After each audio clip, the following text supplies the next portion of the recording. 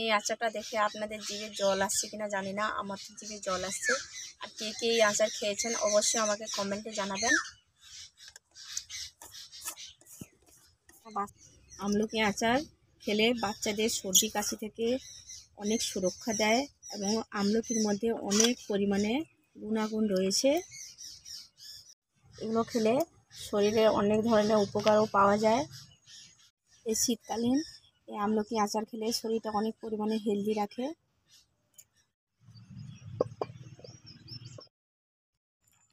নসিমা kitchen with village ফুডে চলে এলাম দুর্দান্ত স্বাদের একটা আচার রেসিপি নিয়ে। আজকে আমি বানিয়ে দেখাবো আমলকি আচার।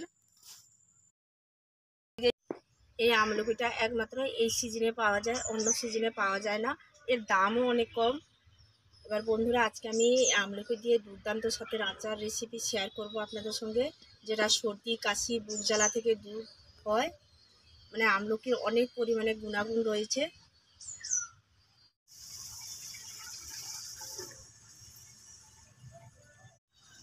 এবার চুলিটা ধরিয়ে আমি একটা হাঁড়ি বসিয়ে দিয়েছি চুলির উপরে। এবার হাঁড়িতে দিয়ে দেবো জল।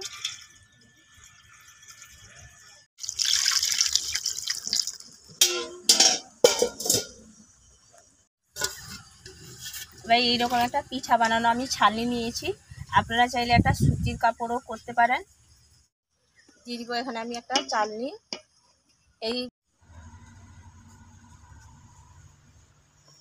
এবার আমলকিগুলো আমি ভালো করে পরিষ্কার করে জলে ধুয়ে নিয়েছি, দিয়ে দিব এখানে।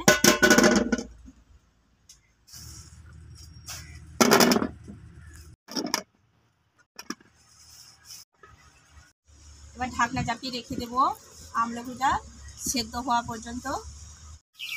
এবার আমি এই আচারের জন্য কি কি মশলা নিয়েছি, এখানে আমি নিয়েছি 4 থেকে 5টা শুকনো লঙ্কা, নিয়েছি গোটা ধনে, নিয়েছি গোটা জিরে, নিয়েছি মেথি, এখানে নিয়েছি কিছুটা পানমরি, আর নিয়েছি অল্প কালো জিরে।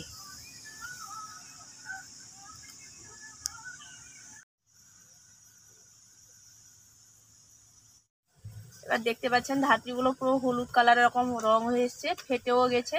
এটা সিদ্ধ করতে বেশি একটা টাইম গেল না, মাত্র 15 মিনিট একটা টাইম গেছে।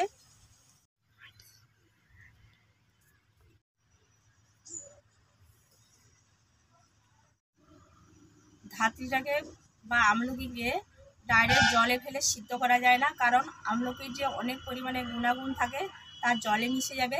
সেই জন্য কোনো ছালনিতে বা সুতির কাপড় হাঁড়ির মুখে বেঁধে একে সেদ্ধ করা হয়।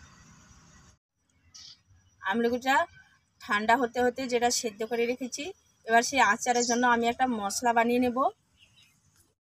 দিয়ে দিব 4-5টা শুকনো লঙ্কা, দিয়ে দিব গোটা ধনে, দিয়ে দেবো পানমরি, দিয়ে দিব গোটা জিরে, লাস্ট পর্যায়ে দিয়ে দেবো মেথি। মেথিটাকে সবার লাস্টে দিতে হয়। মশলাটাকে কিন্তু বেশি একটা ভাজবো না, হালকা করে ভেজে নেব খুব কম আছে।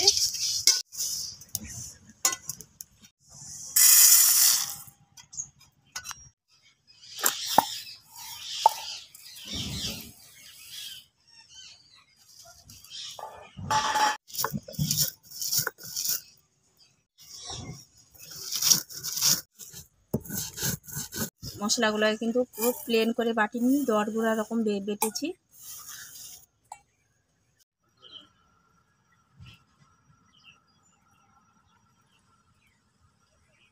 এরকম এই অংশটা নেব না, এটা বাদ দিয়ে দেবো। ছাড়ানোর সঙ্গে সঙ্গে এই অংশটা প্রত্যেকের বিচি থেকে বেরাবে।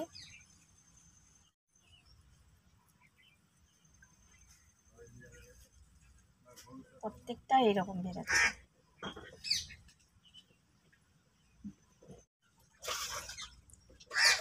সব দেখুন দাগে দাগে ছেড়ে যাচ্ছে।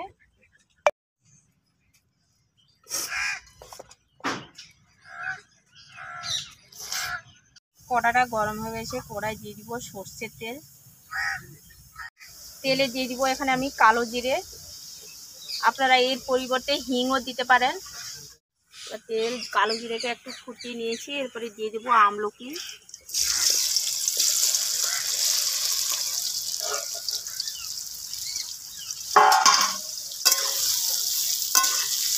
দিয়ে দিব সামান্য লবণ, দিয়ে দিব সামান্য বিট লবণ। এবার 4 থেকে 5 মিনিট আমি তেলে ভালো করে নেড়ে নিয়েছি। এরপরে দিয়ে দিব এখানে আমি যে ভাজা মশলা,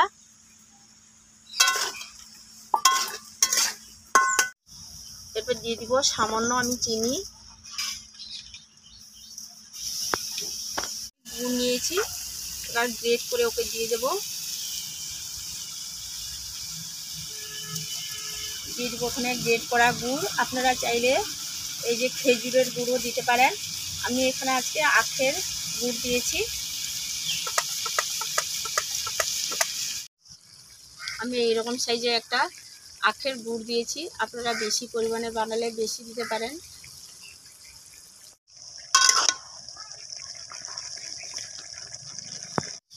এবার আচারটা আমার পুরো রেডি।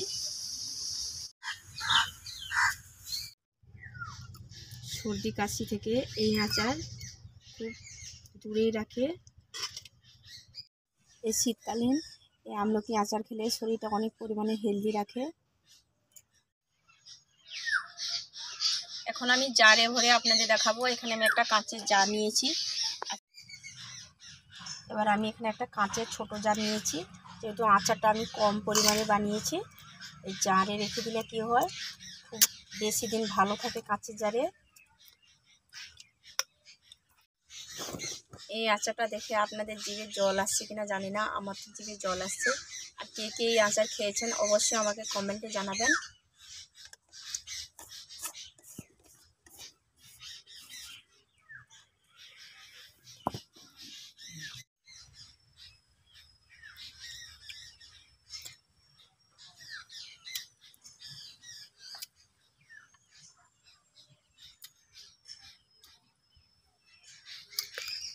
দারুণ হয়েছে বন্ধুরা।